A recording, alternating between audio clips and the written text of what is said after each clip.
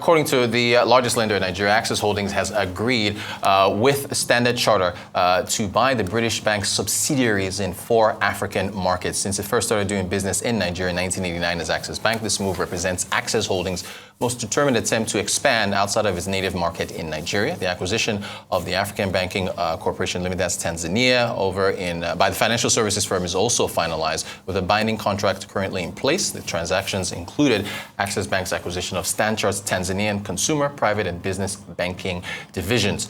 The cash over in Nigeria now, or still in Nigeria rather, cash reserve ratio, the CRR for merchant banks will drop from its current level of 32.5 to 10%, according to approval from the Central Bank of Nigeria. Modification is effective as of August the 1st of 2023.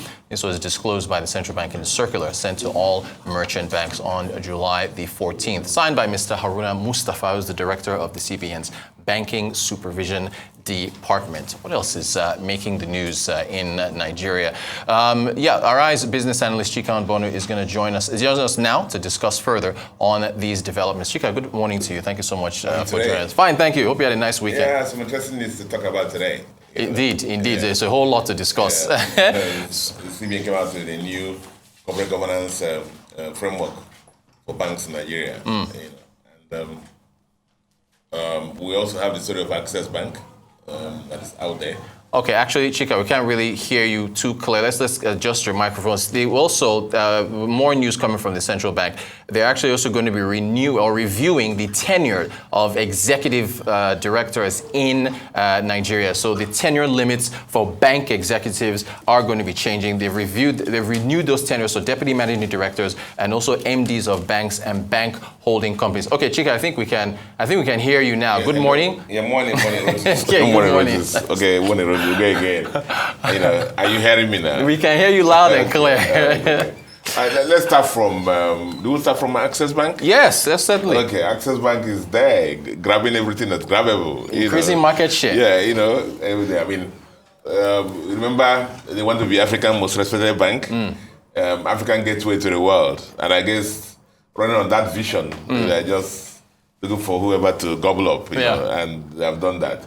And Standard Chartered used to be the foreign bank in Africa, African foreign bank. Yeah.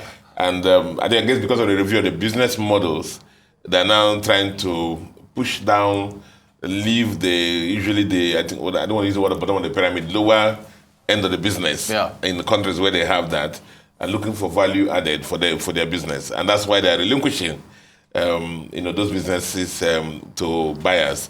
And Access Bank being looking for greenfields. This is very important to them because most of these businesses in those countries, Standard Chartered is also profitable already. And the interesting thing is that Access Bank is already in these countries. So if you talk about Gambia, Access Bank is there already. Sierra Leone, they're there already. Cameroon, they're there already. Angola, they just made some acquisition there. And so Tanzania has something, they have some root there. So you find that this will take their businesses to the next level in those countries. Somebody asked, how are they funding all these acquisitions? Yeah. Somebody asked me that. I said, something like for this Standard Chartered one, in Gambia, I know that they have surplus capital for the existing Access Bank there. So they really don't really need to go and look for new money. They just need to take capital from existing bank to pay for this. And most of the prices are not like in the roof. Yeah. The same thing, remember I said they're in Sierra Leone already. Also, the same thing, there's a lot of capital there. So that has been done. So issues.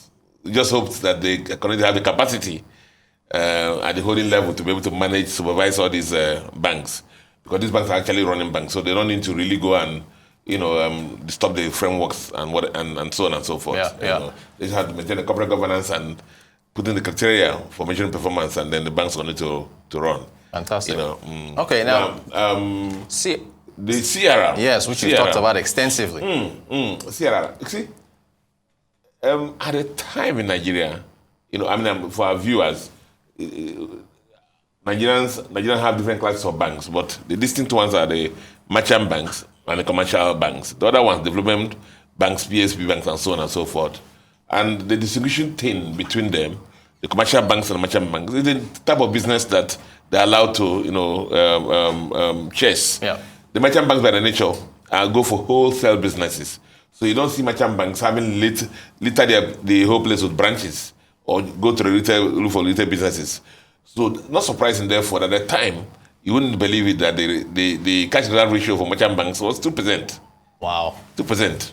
When that for commercial banks was 22.5%. But at one of the bankers' meetings, they just moved that to equalize both.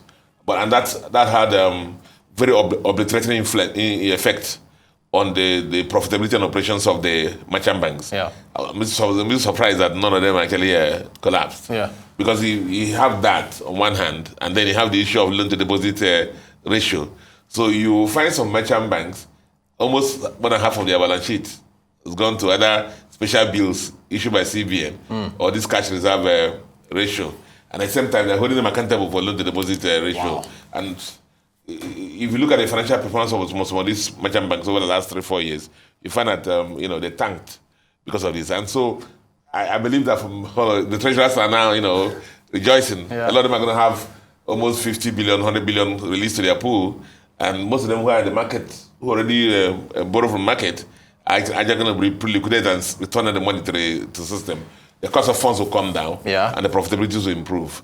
And then they will have more liquidity, just as CBN said, to take on the long term to achieve the objective for which you are originally set up.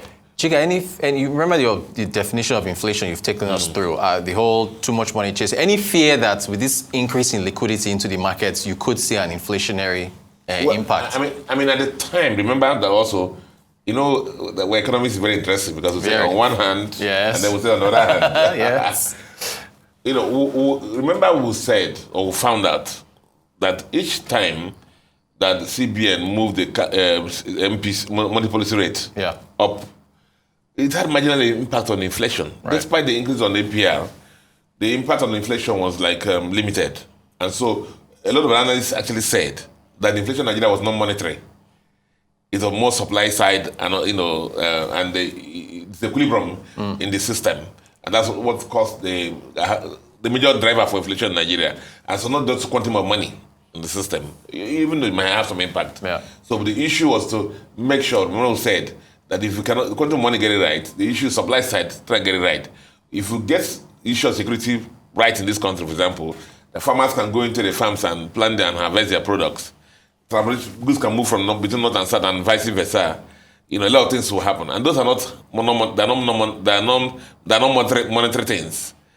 They're not monetary things. They're just helping supply side of the equation. Yeah. And so that's that. So whereas we don't have the figures to put that, but we just found out that the inflation in Nigeria was not absolutely monetary. It was largely driven by non-monetary actions. Yeah. And yes, put this money out. But the way a lot of things have been done, it was causing disequilibrium. Listen, you're driving CRR up. At the same time, you're hammering banks on loan to deposit ratio. Yeah. So it's like you're running a race going forward. They say, run backwards, and so with this now, there's more clarity in the direction. Yeah. Again, people are saying, oh, please, 32.5 is too high for the commercial banks in CRR. Yeah. That please, can they also push it down the way they've done for that for merchant bank? So maybe move down to 25% or stuff like that, so that the people can breathe. Yeah. People can breathe, and then let's see what happens in the system. The economy. Yeah. Very interesting to see what happens at the next MPC meeting. Quickly, Chika, can you take us through this tenure revision? You see, it's always interesting how news is reported, because that tenure thing came out from a 96-page document that the Central Bank brought out on corporate governance framework, guidelines for commercial banks, merchant banks, and PSBs and non-interest banks in Nigeria. And the one I was reading, the real story that people pulled out was a tenure. Yeah. It's a 96-page document. It covers everything about corporate governance. Yeah. Board structure and composition, rule of responsibility of the board, offices of the qualification of chairman, everything. The tenure just happens to be one micro of the whole thing. Yeah. But I mean, it's interesting that is there, because this is very comprehensive, and I'm happy that CBN brought it out, because it's going to help again strengthen the governance structure in the banking system. When you have the governance structure in the banking system very strong, it helps to the stability of the banking system, and things are done rightly. Tenure. There was a time when the first thing came out, the first issue was that they said the maximum tenure was 10 years. Yeah. Now, it's 12 years. Simply put, if you're an ED now in a bank, executive ED director. is a director. Yeah. And on that ED part, if you stay 12 years as an ED, you got to exit the same bank. Yeah. Now, if you're that ED part for 5 years, and after 5 years, they make you the DMD, Deputy Managing Director. Yeah. You just have 7 more years to reach your 12th. Okay. So if you're ED, Executive Director for 5 years, and then reach 7 years as DMD, you max out, you get exit. Now, but then the good thing about this, which was a major change from the last one, is this: if you're ED and DMD, they promote you to MD, everything is press reset. And starts again. 12 years can start counting again. Yeah. Doesn't that? And the other thing was that before they said if you carried over from Bank B and came to Bank A, it counts. It doesn't count. It doesn't. That has been eliminated also. Right. But cumulatively, everything, whether MD or 24 years. Yeah. All right, business analyst Chika Mbonu. Chika, thanks for taking us through those headlines. Appreciate your insights.